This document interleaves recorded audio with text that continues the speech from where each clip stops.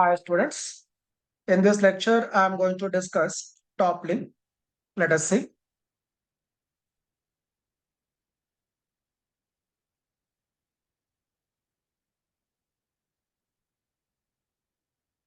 Let us consider a block on a rough surface which is horizontal.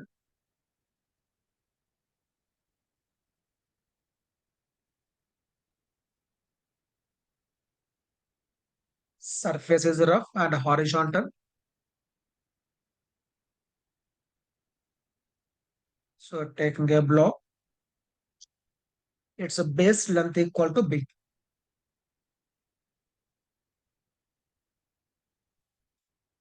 Assume that a force is applied horizontally on the block.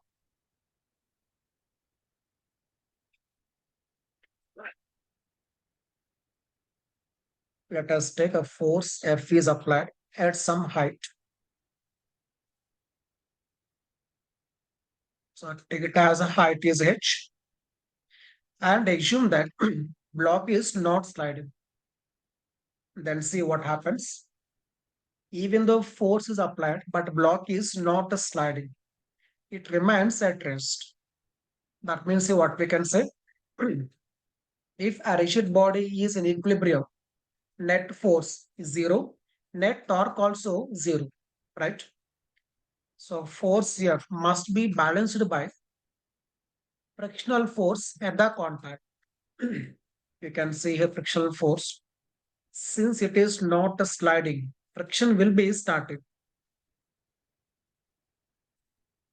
Frictional force is now static. So take here FBD, mg downwards, normal reaction upwards, applied force, and frictional force. So since a block is not moving, that applied force is balanced by static friction. Okay. And along vertical, weight is balanced by normal reaction. Now coming to net torque also zero because the body is now stationary. So it is in equilibrium. Now focus carefully torque equation.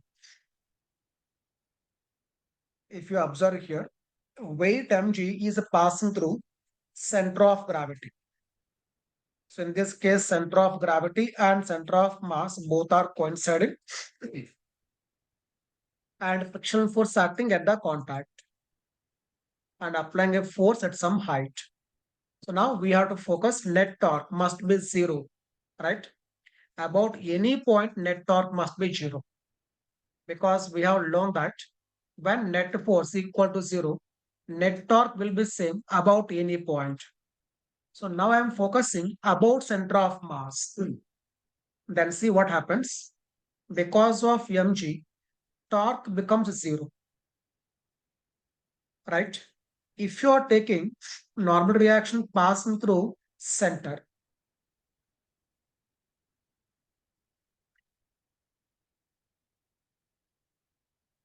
then see torque due to normal reaction also zero.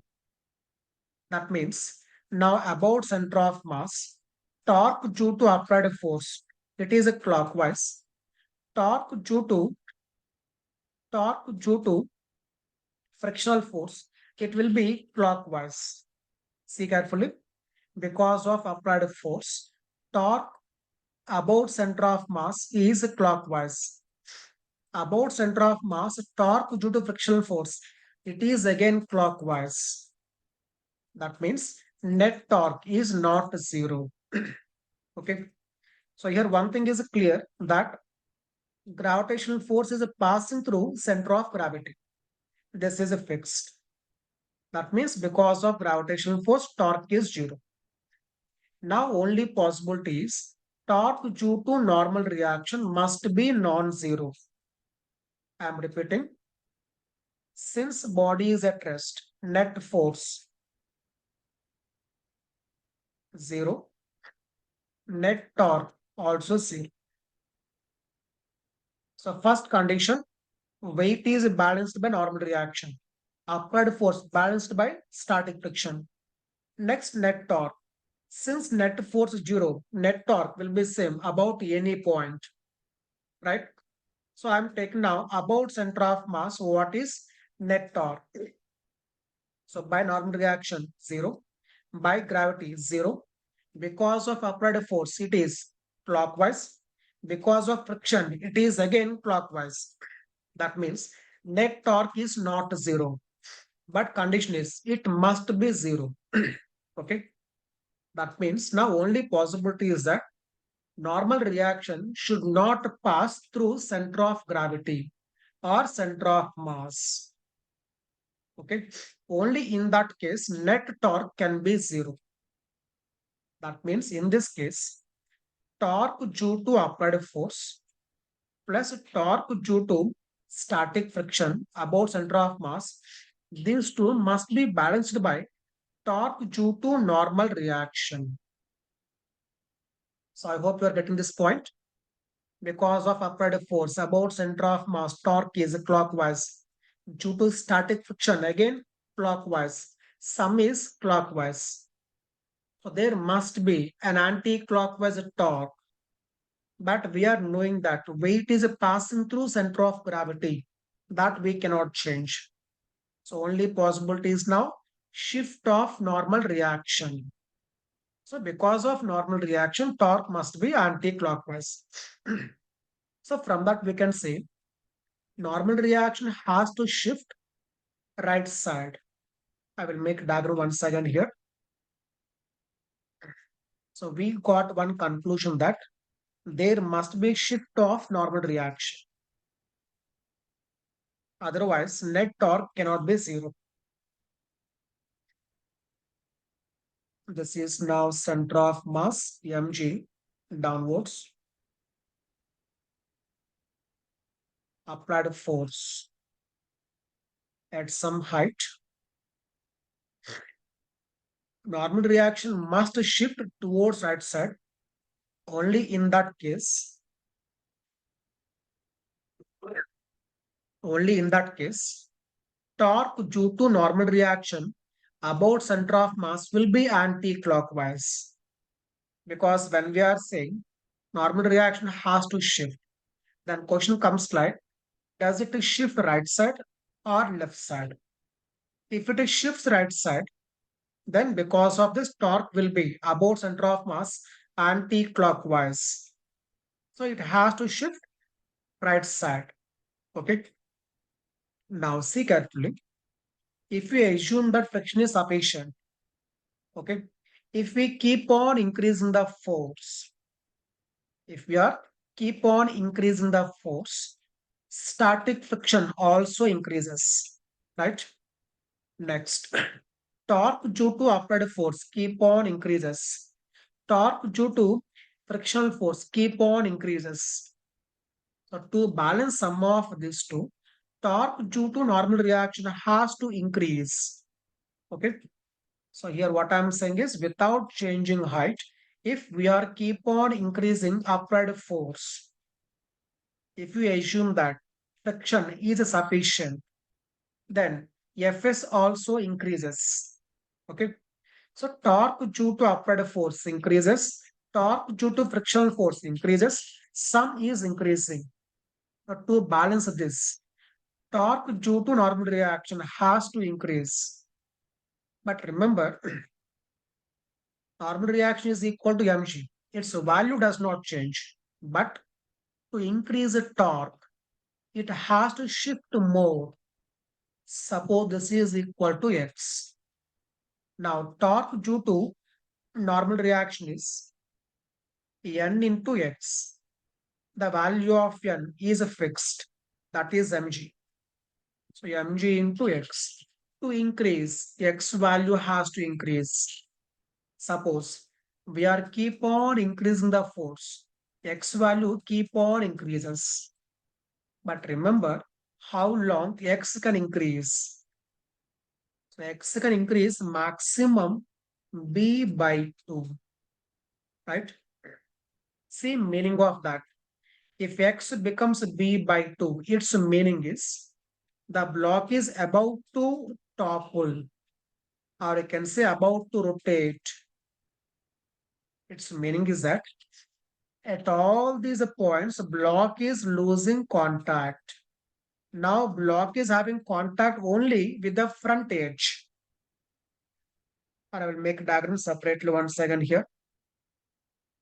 Now the block will be when block is about to rotate, block will be losing contact at all these points. No contact. The only contact is now with the front edge. It is not exactly correct diagram. Just I want to clear that losing contact at all these points. Now contact is only with the front edge. Okay. So when F is keep on increased at one point of time, block is about to rotate about this front edge. Since rotation is about this front edge, I'm taking torque equation about the front edge. So now normal reaction is a passing through this line. This is L, this is mg, and frictional force. It is like this, static friction. Since rotation is about the front edge, take torque equation about same axis. Then because of normal reaction, torque 0. Because of friction, torque 0. Now torque due to gravitational force, it is anti-clockwise. Torque due to applied force, it is a clockwise.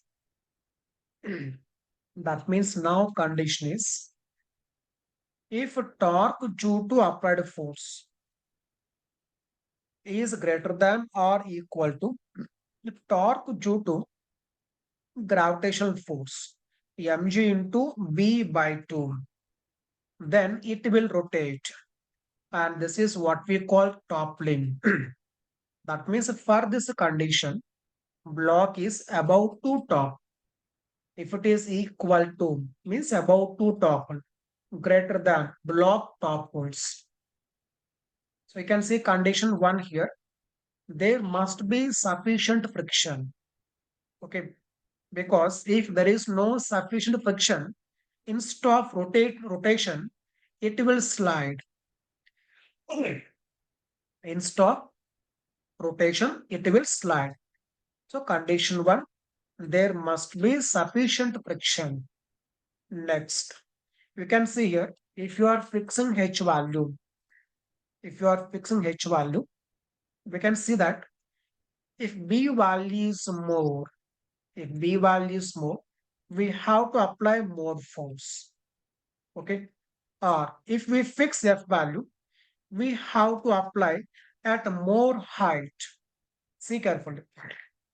This value must be greater than mg into b by 2. Mg is a constant. Okay, remaining is b. Okay, if b value is more, this value must be more. Its meaning is if we are fixing height, we have to apply more force if base length is more. Or if we are fixing f value, we have to apply force at more height to provide toppling. That means toppling is possible if base length is less. For example, if you are taking a cylinder or a sphere, for this base length, it is almost 0.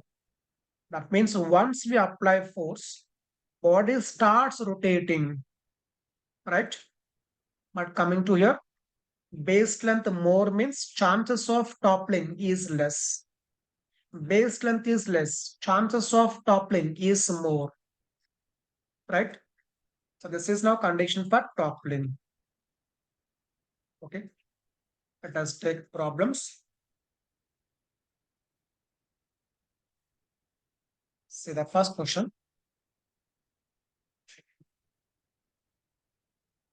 A cubical block of side L rests on a rough horizontal surface with a coefficient of friction mu A horizontal force F is applied on the block as shown. If the coefficient of friction is sufficiently high, condition given, coefficient of friction is sufficiently high so that the block does not slide before toppling. The minimum force required to topple the block is, okay, see diagram, so applying force at some height, that is almost at the top, right? It is L and mass is M. So we have to find minimum force required. Let's see how to start.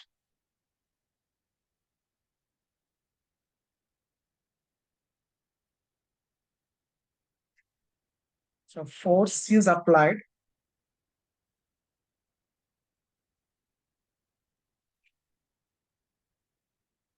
Force is applied at a height L.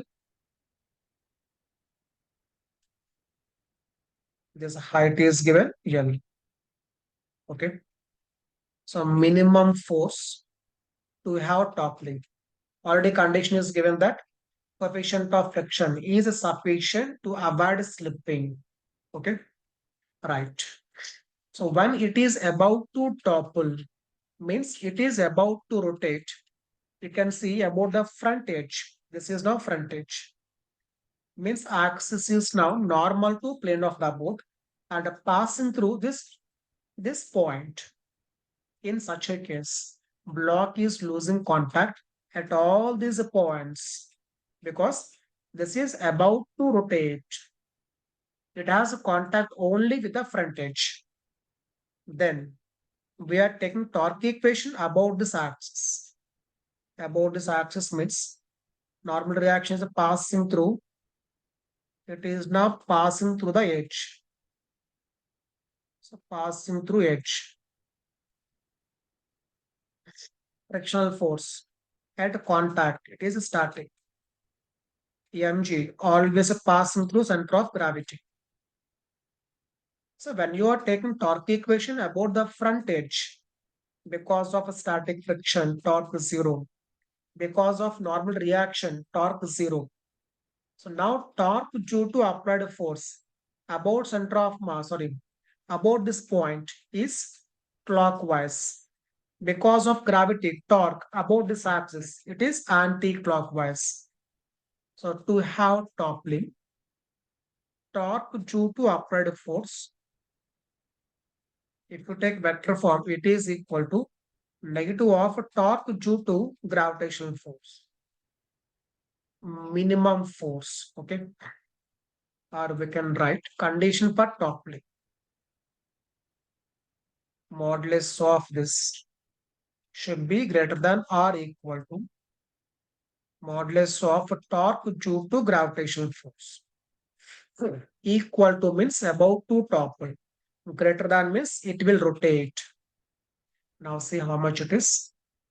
F into L greater than or equal to mg into this base length. So this base length how much?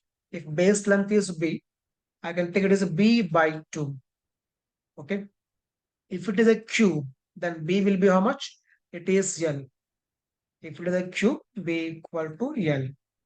Then this becomes L. So L by 2. L gets cancelled. F should be greater than or equal to mg by 2.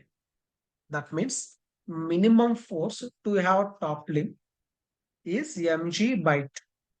That means for this force, this is about to topple. It is not toppling. It is about to top. Okay. Let us see next one.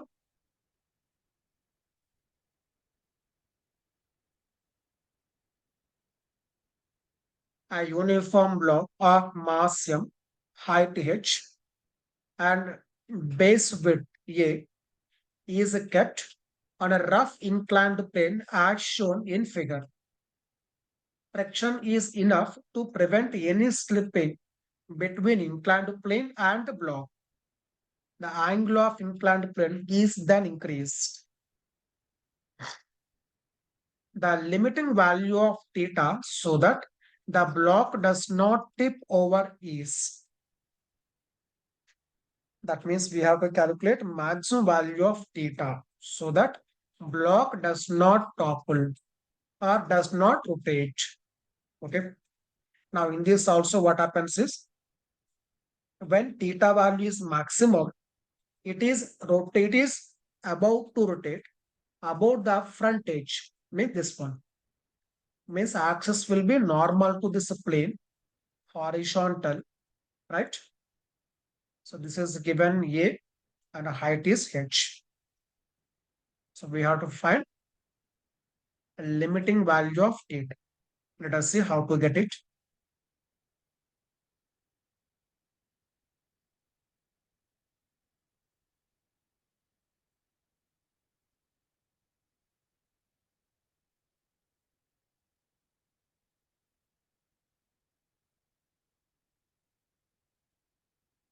So angle is at theta.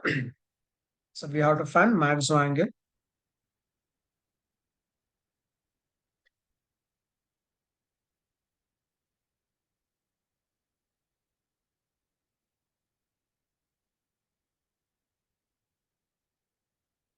Given this length is A and a height equal to H. Now see what happens. When theta is maximum, it is about to rotate about this axis, right? That means at all these points, the block is losing contact. So block has a contact only with the front edge. That means normal reaction passes through this axis. It is like this. This is normal reaction.